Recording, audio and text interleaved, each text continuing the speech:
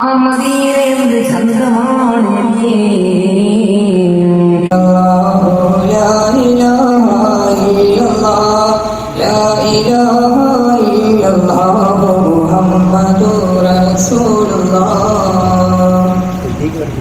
ഏറ്റവും ആദരണീയനായ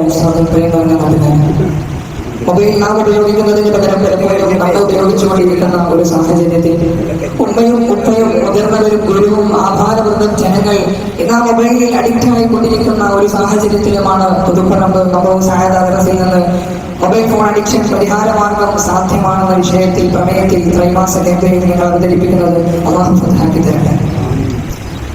നമ്മെ സംബന്ധിച്ചിടത്തോളം അല്ലാഹു സുബ്ഹാനഹു വ തആല നമ്മെ ഈ ഭൂമിയിലേക്ക് അയച്ചത് അല്ലാഹുവിന്റെ കൃത്യമായ ഒരു ലക്ഷ്യത്തിലാണ്.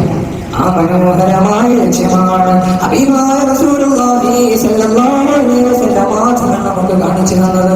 ഇന്നീ ജാഅലു ഫിൽ അർളി ഖലീഫ, ഈ മനോഹരമായ ഭൂമിയിൽ ഞാൻ അല്ലാഹുവിന്റെ ഖലീഫയാണ്, അല്ലാഹുവിന്റെ പ്രതിനിധിയാണെന്ന മനോഹരമായ ബോധം അതില്ലാത്തതാണ് ഇത്തരം അഡിക്ഷനുകളിലേക്ക് നമ്മൾ പോകുന്നത്.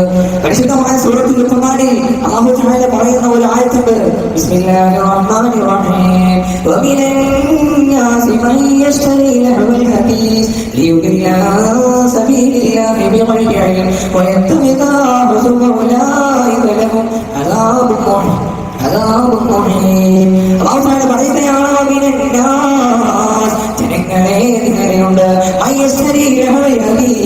ഈ ദുനിയാവിൽ വർത്തമാനങ്ങളെ കടം വാങ്ങുന്ന ആളുകളുണ്ട്. എന്തിനാണത്?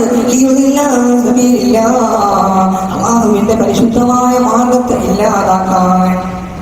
ഈ ആഴ്ചയിൽ നാം മനസ്സിലാക്കേണ്ട ഒരു പാഠം, പരിശുദ്ധമായ അല്ലാഹുവിന്റെ ദീനിൽ ഇസ്ലാം പോലും നമ്മൾ തെറ്റിപ്പോകാൻ ഇത്തരം അഡിക്ഷനുകൾ കാരണമാകും. അതിനെ പരിഹാസപാത്രമാക്കാൻ ഇത്തരം അഡിക്ഷനുകൾ കാരണമാകും.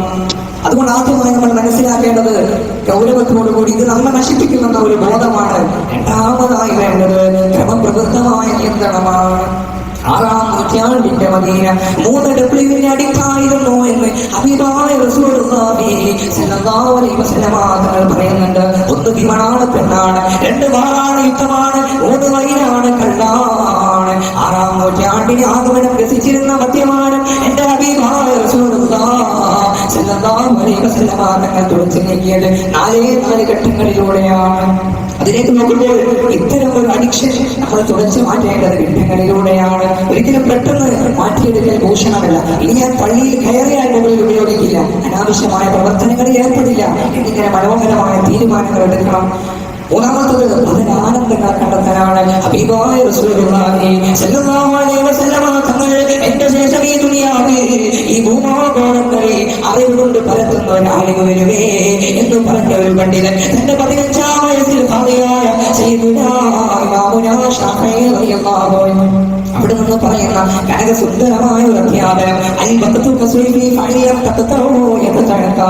സമയമെന്ന് പറയുന്ന അത് വാളിനെ പോലെയാണ്. അതിനെ നീ മുറിച്ചില്ലെങ്കിൽ അത് നിന്നെ മുറിക്കുന്നതാണ്. ഈ മൊബൈൽ ഫോണുള്ള സാധനങ്ങളിൽ നമ്മൾ കുത്തിയിരിക്കും ഒരുപാട് സമയം നമ്മളിൽ നിന്ന് വേസ്റ്റ് ആയി പോവുകയാണ്. അതുകൊണ്ട് അതിനാനന്ദങ്ങളെ കാണാൻ സാധിക്കണം. ഒന്നാമതായി നല്ല കൂട്ടുകാർ, നല്ല വായന, നല്ല യാത്രകൾ, അങ്ങനെ ഒത്തിരി ഒത്തിരി. 4-മത്തത് ഇത് ഉപയോഗിക്കാൻ സാധിക്കുന്ന നല്ല റോൾ മോഡലുകളായിട്ട് നമുക്ക് മാറാൻ സാധിക്കണം. പലപ്പോഴും ഓരോരുത്തരും ഉമ്മയും പറയുന്ന ഏറ്റവും വലിയ കംപ്ലൈന്റ് എന്റെ മക്കളെപ്പോഴും മൊബൈൽ ഫോണിലാണ്, എന്റെ മകളെപ്പോഴും മൊബൈൽ ഫോണിലാണ് എന്നതാണ്. ഞാനൊരു കാര്യം ചോദിക്കട്ടെ, നമ്മുടെ മക്കൾ മൊബൈൽ ഫോൺ കളിക്കുന്നത് നമ്മൾ കാണുന്നുണ്ട്, എന്നാൽ അതേ നമ്മൾ മൊബൈൽ ഫോണിൽ കുത്തിയിരുന്ന് കളിക്കുന്നത് നമ്മുടെ മക്കളും കാണുന്നുണ്ട് എന്ന ബോധമാണ് നമുക്ക് വേണ്ടത്. പരിശുദ്ധമായ ഖുർആൻ നമ്മോട് ദുആ ചെയ്യാൻ പറഞ്ഞ മനോഹരമായ പ്രാർത്ഥന, അല്ലാഹുമ്മ ജഅൽനാ മുത്തഖീന ഇമാമാ. അല്ലാഹുവേ, ഞങ്ങൾ മുത്തഖീകളാകുന്ന ഞങ്ങളുടെ മക്കൾക്ക് ഇമാമത്ത് നിൽക്കാൻ ഞങ്ങൾക്ക് തൗഫീഖ് നൽകണേ എന്നാണ്. എന്താണ് ഇമാമിന്റെ അർത്ഥം? ഇമാമെന്ന് പറഞ്ഞാൽ മാതൃകായോഗ്യനാവുക, മുന്നിൽ നടക്കാൻ സാധിക്കുക എന്നൊക്കെയാണ് അർത്ഥം. അങ്ങനെ മുന്നിൽ നടന്ന് മാതൃകയാകാൻ നമുക്ക് രക്ഷിതാക്കൾക്ക് സാധിക്കണം. അല്ലാഹു സുബ്ഹാനഹു വ തആല മൊബൈൽ അഡിക്ഷനിൽ നിന്ന് എത്രയും പെട്ടെന്ന് യുവതലമുറയെ സംരക്ഷിക്കട്ടെ എന്ന് പ്രാർത്ഥിച്ചുകൊണ്ട് വിരാമം കുറിക്കുകയാണ്. അൽഹംദുലില്ലാഹി റബ്ബിൽ ആലമീൻ. അസ്സലാമു അലൈക്കും വറഹ്മത്തുള്ളാഹി.